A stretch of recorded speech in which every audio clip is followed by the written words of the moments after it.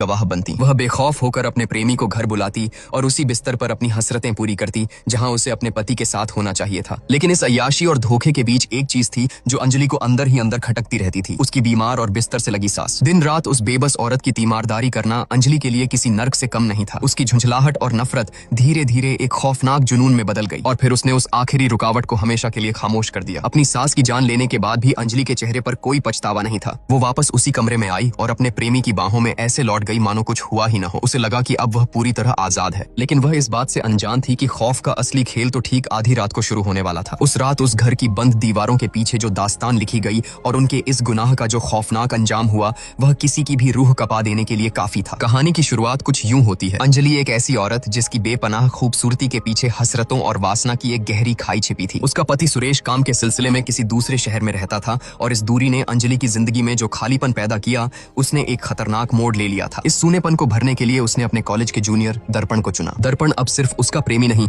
बल्कि उसकी जिंदगी का सबसे स्याह और गहरा राज बन चुका था। जब भी मौका मिलता, रात के खामोश अंधेरे में अंजलि उसे अपने घर बुला लेती और बंद दरवाजों के पीछे दोनों बेखौफ होकर इस नाजायज रिश्ते की सारी हदें पार करते। लेकिन अंजलि की प्यास किसी अंतहीन कुएं की तरह थी। दिन ब दिन उसकी चाहतें इतनी हावी होती जा रही थीं कि अब दर्पण का साथ भी उसे कम लगने लगा था। आज रात भी दर्पण उसके बिस्तर तक आना चाहता था, लेकिन अंजलि ने उसे मना कर दिया। फिर भी उस रात के सन्नाटे में दोनों फोन पर देर तक फुसफुसाते हुए अपनी हसरतों को हवा देते रहे। दूसरी तरफ घर का माहौल अंजलि की रंगीन दुनिया से बिल्कुल उलट एकदम घोंटू उदासी और मौत की खामोशी से भरा था। घर में उसका एक छोटा बेटा, बीमार सास और ससुर बलवंत मौजूद थे। सास की हालत इतनी जर्जर थी कि उनका शरीर बस बिस्तर का ही एक हिस्सा बनकर रह गया था। अंजलि को उस बेबस बुढ़िया से सख्त चिढ़ थी। उनकी देखभाल करना उसे अपने ऊपर एक बदनुमा बोझ लगता था। इसी नफरत के चलते उसने रीना नाम की एक केयरटेकर को काम पर रखा हुआ था। ससुर बलवंत की हालत भी कुछ खास नहीं थी। उनकी एक आंख की रोशनी जा चुकी थी और उन्हें ठीक से सुनाई भी नहीं देता था। लेकिन अपनी पत्नी के लिए उनका प्यार इतना गहरा था कि अपनी तमाम कमजोरियों के बावजूद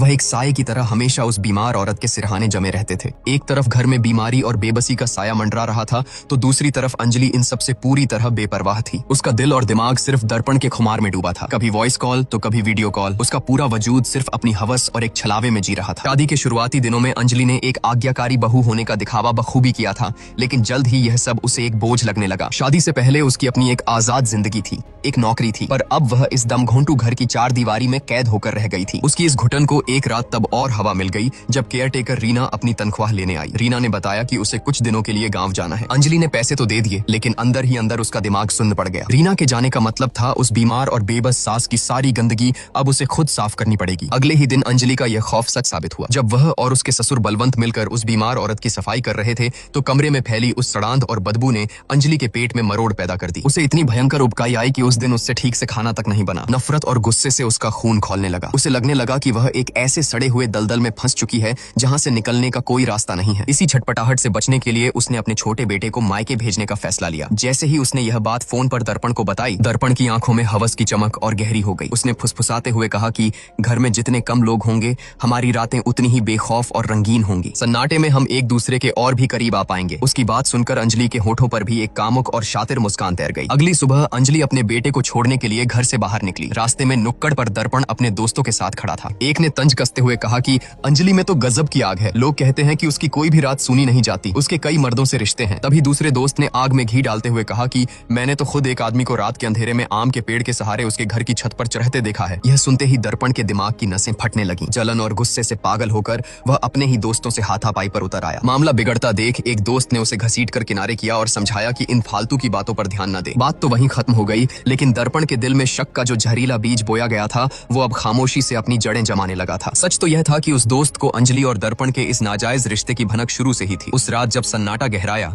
अंजलि ने दर्पण को अपने बिस्तर तक खींचने के लिए फोन मिलाया। इस बार दर्पण अकेला नहीं था, वह उसी दोस्त को अपने साथ लाया था। उसने दोस्त को बाहर पहरे पर खड़ा किया और हिदायत दी कि अगर कोई भी आहट हो तो फौरन इशारा कर देना। अंजलि ने पीछे का दरवाजा पहले से ही खोल रखा था। दर्पण दबे पांव सीधा उस बेडरूम में दाखिल हुआ जहां अंजलि हुस्न और हवस का जाल बिछाए उसका इंतजार कर रही थी। उसने दर्पण को अपनी ओर खींचा और फिर उस बंद कमरे की गर्माहट ने सारी हदें पार कर दी। लेकिन उस जिस्मानी खेल के बाद भी अंजलि की आंखों में वो खौफनाक प्यास और बेचैनी साफ झलक रही थी जो कभी शांत नहीं होती थी। तभी दर्पण की नाक में एक अजीब सी सड़ांध टकराई। उसने नाक सिकोड़ते हुए पूछा कि यह कैसी बदबू आ रही है। अंजलि की आवाज में एक अजीब सी चिढ़ और नफरत थी। बाई छुट्टी पर है और मुझे ही उस बुढ़िया की गंदगी साफ करनी पड़ रही है। उसके पास से इतनी सड़ांध आती है कि अब बर्दाश्त नहीं होता। फिर अंजलि की नजरें दर्पण पर टिक गईं। उसकी आवाज अचानक बर्फ की तरह ठंडी हो गई। जिस हालत में मेरी सास है वो बस एक जिंदा लाश है। बहुत तकलीफ में है वो, क्यों ना हम उसे हमेशा के लिए खत्म कर दें। अगर वो रास्ते से हट गई तो सब कुछ कितना आसान हो जाएगा, और वैसे भी उसके मरने के बाद मेरा ससुर भी उस सदमे में ज्यादा दिन नहीं टिकेगा। अंजलि के इन खौफनाक इरादों को सुनकर एक पल के लिए दर्पण की रूह कांप गई, लेकिन अंजलि के हुस्न और उस अंधे मोह ने उसके हर डर और जमीर पर पर्दा डाल दिया। हवस इंसान को किस कदर हैवान बना देती है,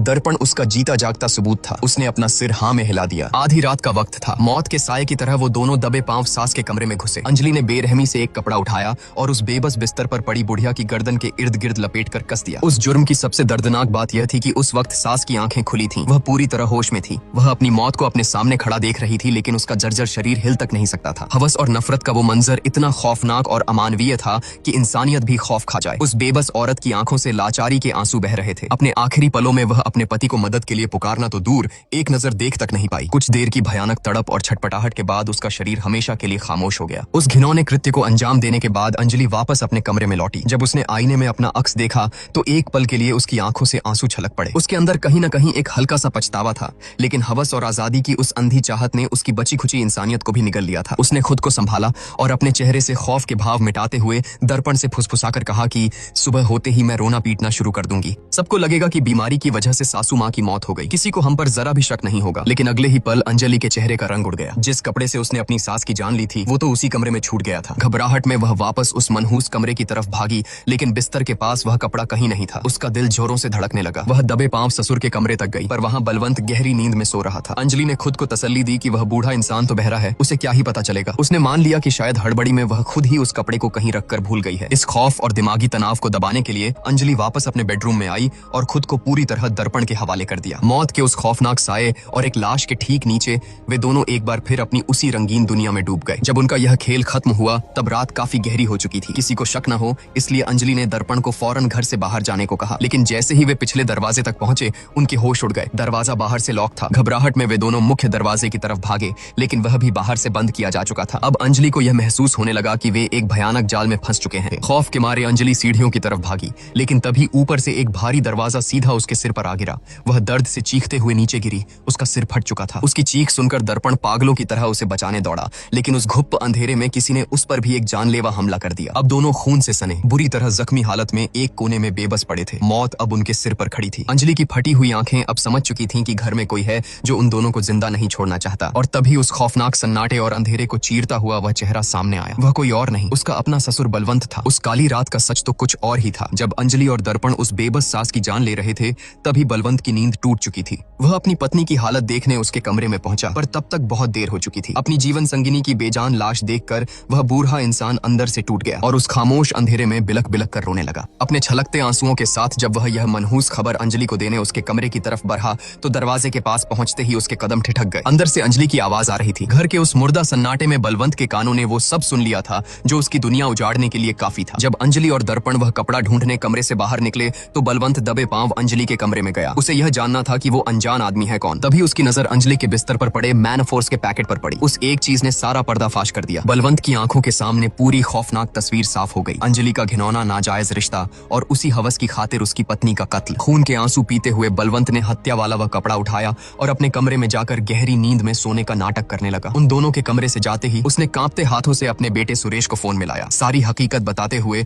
उसने सुरेश को सुबह होने तक घर पहुंचने का हुक्म दिया। लेकिन बलवंत ने पुलिस को फोन नहीं किया, क्योंकि अब उसके सीने में इंसाफ की नहीं इंतकाम की आग धधक रही थी। उसी बदले की आग में जलते हुए बलवंत ने अपने ही घर को उन दोनों के लिए एक खौफनाक जाल में तब्दील कर दिया था और अब उन्हें बेरहमी से मौत के घाट उतार रहा था। खून से लथपथ दर्पण के दिमाग में अब सिर्फ एक ही बात गूंज रही थी, किसी भी तरह इस मौत के घर से जिंदा बाहर निकलना। लेकिन अंजलि, जिसका जमीर पूरी तरह मर चुका था, उसने दर्पण को रोकते हुए कहा कि अगर हम यहाँ से जिंदा भाग भी गए तो वो बुढ़ा हमें छोड़ेगा नहीं। वो हमारा सारा सच जान चुका है, सीधा पुलिस के पास जाएगा। अब बचने का सिर्फ एक ही रास्ता है, हमें बलवंत को भी खत्म करना होगा। दर्पण अंदर ही अंदर कांप रहा था। उसे एहसास हो चुका था कि वो हवस के किस खौफनाक और जानलेवा दलदल में धंस चुका है। दूसरी तरफ अंधेरे में छिपा बलवंत इन दोनों की खौफनाक साजिश सुन रहा था। गुस्से और इंतकाम की आग में उसका खून खौल रहा था। अंजलि उसे ढूंढने के लिए हाथ में एक लालटेन लेकर निकली, लेकिन बलवंत ने पहले ही उस चिराग के साथ मौत का खेल कर दिया था। जैसे ही अंजलि ने उसे उठाया, वह जोरदार धमाके के साथ उसके ही हाथ में फट गया। आग की लपटों ने अंजलि का एक हाथ बुरी तरह झुलसा दिया और वह दर्द से चीख उठी। यहीं पर उस खौफनाक रात का एक और दर्दनाक सच सामने आता है। बलवंत ने अपनी बीमार पत्नी के बिस्तर के पास एक इमरजेंसी बटन लगा रखा था। जब अंजलि और दर्पण उस बेचारी को मौत के घाट उतार रहे थे, तब अपनी आखिरी सांसों से लड़ते हुए उस बुढ़िया ने कांपते हाथों से वो बटन दबा दिया था। उसी अलार्म ने बलवंत को जगाया था और वह अपनी पत्नी की आखिरी पुकार सुनकर ही वहां पहुंचा था। दर्द से बिलखती अंजलि और दर्पण ने बलवंत को पकड़ने का जाल बिछाया। इस बार बलवंत उनके जाल में फंस गया। अंजलि ने पीछे से बलवंत के सिर पर जोरदार प्रहार किया और वह बेसुध होकर गिर पड़ा। जैसे ही अंजलि उसे घसीटने लगी, बलवंत को होश आ गया। मौका पाकर बलवंत फिर से छुपने में कामयाब रहा। इस चूहे बिल्ली के खेल से तंग आकर अंजलि ने अपनी क्रूरता और नीचता की सारी हदें पार कर दी। उसने मिट्टी के तेल का डिब्बा उठाया और पागलों की तरह चिल्लाई कि अगर तू सामने नहीं आया तो मैं तेरी बीवी की लाश को यहीं जला दूंगी। छुप मत, वरना राख होने के बाद तेरी बीवी की आत्मा भी कभी चैन नहीं पाएगी। अपनी मृत पत्नी की लाश के साथ यह बेअदबी बलवंत बर्दाश्त नहीं कर सका। वह फौरन अपने छुपने की जगह से बाहर आ गया। अंजलि और दर्पण जानवरों की तरह उस पर टूट पड़े और उसे बेरहमी से पीटने लगे। खून से लथपथ बलवंत आखिरी दम तक मार खाता रहा। तभी अचानक बलवंत के अंदर जैसे कोई आसुरी शक्ति आ गई। उसने पूरी ताकत से दर्पण के पैर पर एक करारा वार किया और उसे दूर झटक दिया। अगले ही पल उसने अपने हाथ अंजलि की तरफ बढ़ाए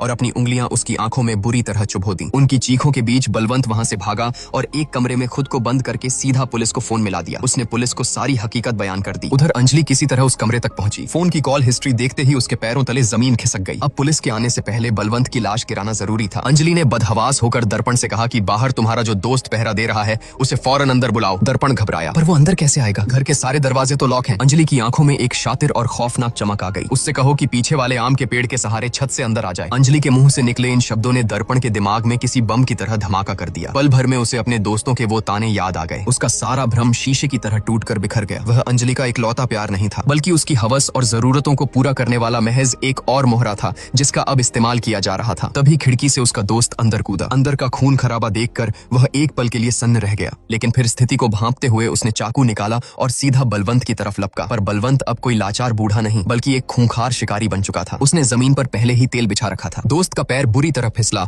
और वह औंधे मुंह जमीन पर आ गिरा। इससे पहले कि वह संभल पाता, बलवंत ने एक भारी वार से उसका सिर कुचल दिया। उसकी वहीं मौत हो गई। यह खौफनाक मंजर देखकर अंजलि की रूह कांप गई। मौत को अपने इतने करीब देख उसका शातिर दिमाग अपनी आखिरी और सबसे नीच चाल चलने लगा। वह भागकर अपने कमरे में गई और कांपते हाथों से अपने पति सुरेश को फोन मिला दिया। फोन उठते ही वह घड़ियाली आंसू बहाते हुए चीखने लगी कि जल्दी आ जाओ, घर में एक अनजान गुंडा घुस आया है। उसने मम्मी पापा दोनों को मार डाला है और मुझे भी बुरी तरह जख्मी कर दिया है। मुझे बचा लो। दरवाजे के पीछे खड़े दर्पण ने यह सब सुन लिया। अंजलि का असली और घिनौना चेहरा अब पूरी तरह बेनकाब हो चुका था। वह अपने गुनाहों का सारा ठीकरा दर्पण के सिर फोड़कर खुद मासूम बनना चाहती थी। धोखे की आग में जलते हुए दर्पण उस पर झपटा। दोनों के बीच हाथापाई हुई, लेकिन अंजलि उसे चकमा देकर वहां से भाग निकली। उसे ढूंढते हुए दर्पण जैसे ही अंधेरे में एक दूसरे कमरे में घुसा, बलवंत का बिछाया एक और जाल उस पर मौत बनकर टूट पड़ा। ऊपर रखा एक भारी गैस सिलेंडर सीधे उसके सिर पर आ गिरा और दर्पण की कहानी उसी दर्दनाक झटके के साथ हमेशा के लिए खत्म हो गई। उधर मौत के खौफ में अंजलि अब भी बलवंत की जान लेने के लिए पागलों की तरह उसे ढूंढ रही थी, लेकिन बलवंत अब इस खूनी खेल का अंत तय कर चुका था। वह अंजलि के वार से खुद को बचाते हुए मुख्य दरवाजे तक पहुंचा। उसने अपने मुंह के अंदर छिपाकर रखी हुई चाबी बाहर निकाली, ताला खोला और अंधेरे से निकलकर बाहर आ गया। बाहर सुबह की पहली किरणें फूट चुकी थीं और पुलिस की गाड़ियां सायरन बजाते हुए घर को घेर चुकी थीं। घर के अंदर का मंजर किसी कसाई खाने से कम नहीं था। एम्बुलेंस के जरिए घायलों और लाशों को बाहर निकाला जाने लगा। तभी सुरेश भी बदहवास हालत में वहां पहुंच गया। अपने घर को खून से सना श्मशान बना देख उसके पैरों तले जमीन खिसक गई। लेकिन जब पुलिस और सुरेश घर के अंदर गए तो उनकी नजरें एक ऐसे दृश्य पर टिक गईं जिसने उस पूरे खूनी तांडव को एक अजीब सी खामोशी दे दी। उस रात के इतने भयानक खौफ और मौत के तांडव के बीच भी बलवंत ने अपनी मरी हुई पत्नी के शरीर को उस सारी गंदगी और सड़ांत से निकालकर बेहद सलीके से साफ कर दिया था। उसने उसे साफ और नए कपड़े पहना दिए थे, उसके बाल संवार दिए थे ताकि उसकी जीवन संगिनी, जिससे उसने बेपनाह मोहब्बत की थी, इस दुनिया से पूरे सम्मान के साथ विदा ले सके। और इसी खामोश, दर्दनाक लेकिन पवित्र दृश्य के साथ इस खौफनाक रात की कहानी हमेशा के लिए खत्म हो जाए।